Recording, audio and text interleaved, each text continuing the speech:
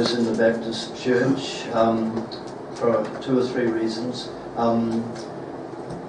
My wife and I have been going for the last 5 or 6 years to an Anglican church. Now, this is not part of the message, but could I say that when I grew up in New Zealand, the Anglicans, the C of E, the Church of England, seemed to me and my family, who are Plymouth Brethren, the Anglicans seem to be either very high church or rather dead, nominal.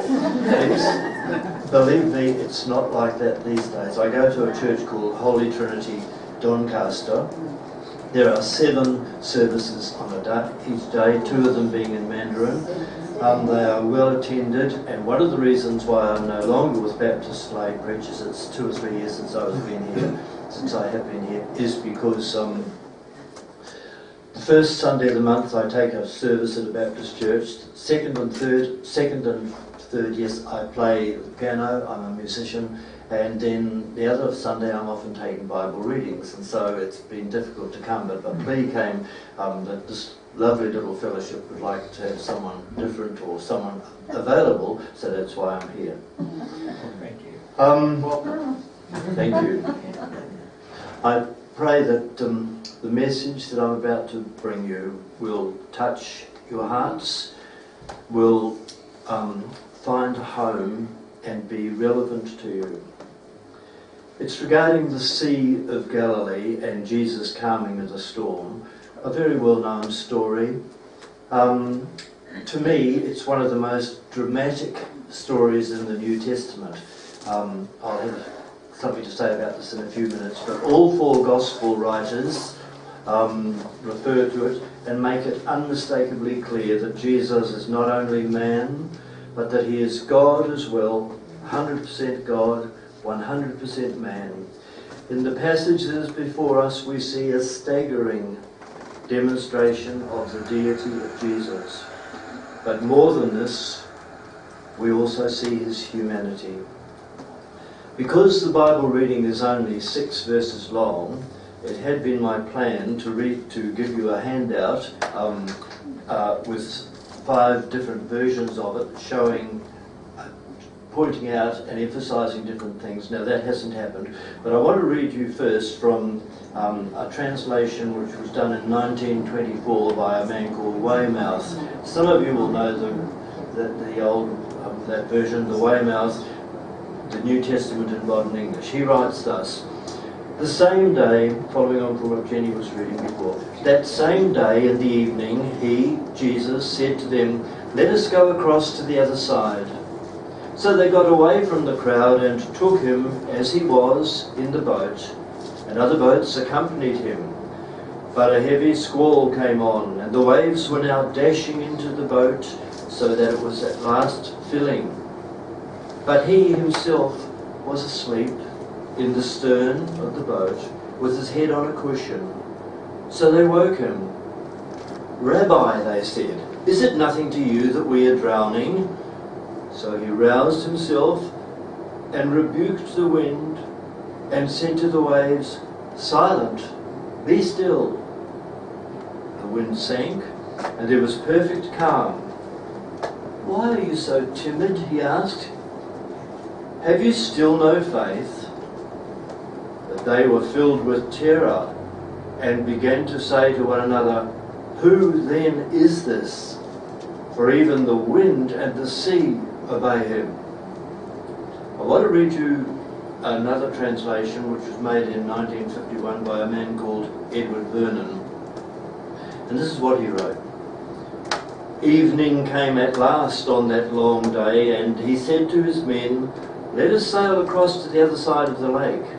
So they sailed away from the crowded beach, taking Jesus just as he was, without coat or blanket. Some other little boats came along with them. Before long, however, the wind grew strong, and soon a gale was blowing. Great swelling waves splashed over the little boat, and she began to ship water heavily. Yet through it all, Jesus slept soundly on the boat's cushion in the stern of the ship. They shook him awake, shouting through the noise of the storm, "Master, Master, have you no thought for us? We're drowning. Don't you care?" In a moment he was wide awake. Then he turned with his face to the wind. "Be still, wind," he said. "Lie down, waves. Be at peace." At that, the wind immediately dropped, the waves sank back, and there was a great calm. Then he turned to the men in the boat. "Why are you so terrified? Don't you believe that God is always taking care of you?" But they were staring with awe and wonder, saying to one another, "Whatever kind of man can he be, when even the winds and the waves do what he tells them?" Now I've got several others, but I'll just read you the Message, which is quite different.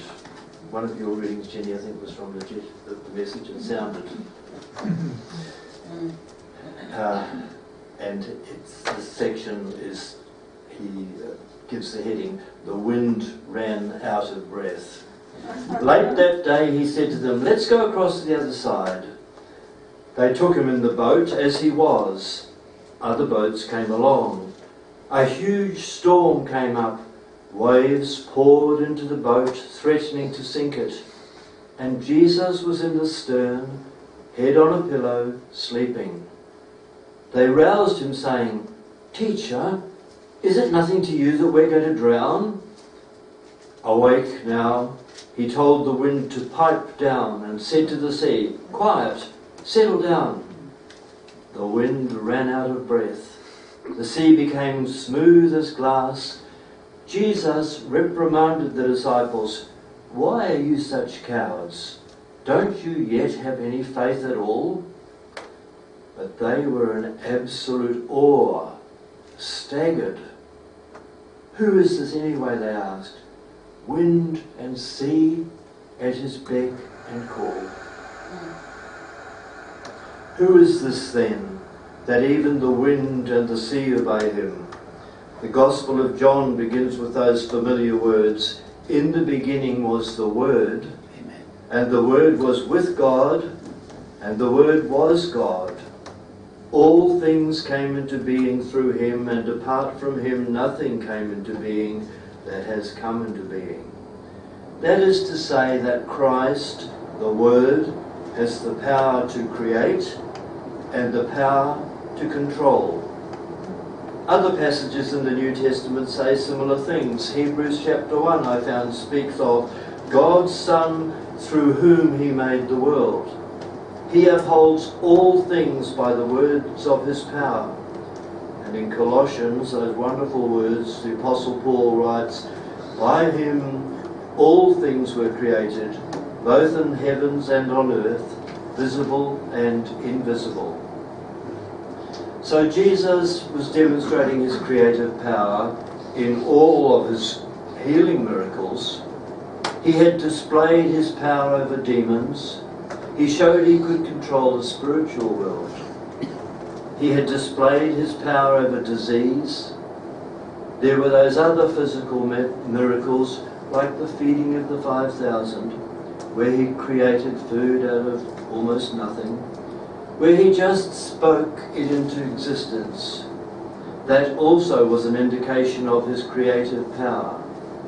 But here in this story before us this morning, the Lord demonstrates his power on a grand scale over the inanimate world, the wind and the waves. Now, some of you are probably aware of this. The storms that would suddenly arise on the Lake of Galilee were as legendary as they were dangerous and frightening. Galilee is subject to very severe winds, making it a treacherous place to be out in a boat at the wrong time. I read an account recently confirming that it is still the same today, and up-to-date reports confirm that it can be a terrifying experience. Now I want to speak first and briefly about the calm before the storm. Verse 35. On that day when evening came, Jesus said to them, "Let us go over to the other side." It had been a typically exhausting day for the Lord, teaching, preaching, healing the sick, and as he did this day after day, tremendous demands were made on him. Eventually, evening comes, and he says to his disciples, "Let us go over to the other side." Jesus, I take it, needed a rest or time to relax and perhaps get a few hours break. Luke, in his Gospel, tells us that the water was calm and they were sailing with a gentle breeze in the calm waters of dusk. And Luke adds, as the boat began to sail, Jesus fell asleep. Mark adds, he was asleep on the pillow. A rather beautiful picture, isn't it, of the Lord Jesus, totally worn out, sound asleep in a little boat. Well, that calm before the storm doesn't last long, and we read, and there arose a fierce gale of wind, and the waves were breaking over the boat so much that the boat was already filling up. In the original Greek, and I checked this, very strong language is used to describe the force of the wind. Matthew calls it a seismos megos. Seismos megas, I should have said. A seismos event of mega proportions. Matthew 8 and 24. Luke says they began to be swamped and to be in danger.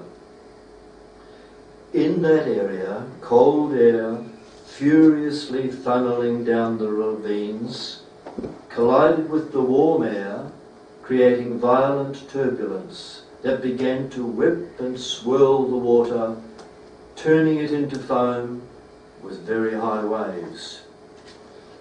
Now Matthew also adds, I note, that it is now night, so they're out there in the dark, just to add to the terror.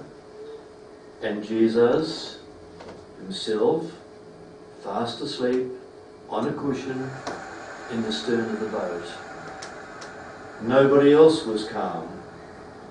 Matthew 8 says they were terrified. They woke him aware of the danger and said to him, "Teacher, do you not care that we're perishing? How can you just lie there sleeping?" They knew that they were in great, in great danger. Now, they will have seen Jesus' authority to control demons. They had watched many times as he had healed sick people. They knew that he had power over the natural world as well as the supernatural. But could he save them in this very dangerous situation? I wonder if they really expected him to stop the storm. But Jesus is there with them, and he's their only hope. Maybe the one who has power, divine power over illness and demons, will be able to do something to get them out of this perilous plight. They knew, of course, that the Master had divine power, yet of all the miracles that he had performed, none of them was to deliver them from danger. So what does Jesus do? I find this so marvellous. And he got up and rebuked the wind and said to the sea, "Hush, be still." No theatrics, no shouting for effect, no straining to be impressive. He spoke to the wind and it stopped instantaneously. The water and the wind recognized the voice of their Creator. Just as he would tell death to raise Lazarus, he tells the wind and the waves to obey his will. Mark says it became perfectly calm. The wind stopped immediately and the waves flattened out. The whole lake, if you like, was as placid as a pond. Now, common sense tells us that this would not normally occur. I mean, if the wind suddenly died down, the waves would still go on, hit the shore, bounce back, collide. That would go on for quite a long time after the wind had stopped. But he stopped the winds and at the same time stopped the water simply by speaking. Suddenly, supreme calm. Totally amazed, staggered, they said, "The wind and the sea obey him." What is Mark trying to tell us? That we're in the presence of deity. This is the Son of God. So Jesus said to them, "Why are you afraid, you men of little faith?" You didn't need to be in a panic. You didn't need to be terrified. Why didn't you have enough faith to believe that I could care for you? So they sit there in silence, in the calm that comes after the storm. We might have expected that their faith would receive a big boost that day, but their reaction suggests something rather different. We'd like to have had them say, "Lord, we'll never fear again. As long as you're around, we're not going to worry about anything. We've seen enough. We're convinced." But that's not what happened. And this, if you like, is the storm after the calm. Verse 41 says, "They became very much afraid." The wind had dropped, the waves died down, but they became very much afraid. They were afraid during the storm, but now we learn that when the actual storm is over, they were very much afraid. Strong Greek. Why? They knew who they were dealing with. The Son of the living God was there with them in their boat. The Creator, the controller of His creation. So terror and panic set in. Now, if that surprises you, you need to remember that this reaction is found in a number of Bible incidents when people are confronted with the living God. In the Old Testament, it happened to Abraham, and to Ezekiel, and Daniel, and to Samson's father, Manoah, when the angel of the Lord appeared. They were all terrified when they had a vision of the living God. And in the New Testament, remember what Peter said to Jesus, "Lord, depart from me, for I'm a sinful man." Perhaps they are suddenly aware that if they can see God, then God can see them. They see His glory, He sees their sin. Remember Revelation chapter 1 when John the Apostle saw the vision, the first vision of Christ? He fell over like a dead person. It's a terrifying thing to realize that you are in the presence of the living God. And so they said to one another, "Who then is this that even the wind and the sea obey him?" Now that's a rhetorical question. It doesn't have to have an answer. Mark doesn't even give an answer. There's only one possibility. Only God controls the elements. This story, I contend, has no explanation apart from the deity of Jesus Christ. So the simple answer to that question of theirs is this: He is God, because only God has such power over the wind and the waves. Is there anything for you and me in this story of Jesus' power? Yes, there is. Because not only does the account illustrate so amazingly divine power, it also speaks to us of divine compassion. Jesus cared for the frightened men in that boat, just as He cares for each one of us. Remember that Bible verse that some of us learnt many years ago? Jesus Christ, the same yesterday, today, and forever. Speaking for myself, old and frail we may have become, but the Lord still cares for each one of us. Can you take that thought with you into this week? I would like to finish with a very brief prayer. Would you pray with me? Lord, your word is always so fresh to us, and so encouraging and inviting, and that's because it presents you in all your majesty and glory.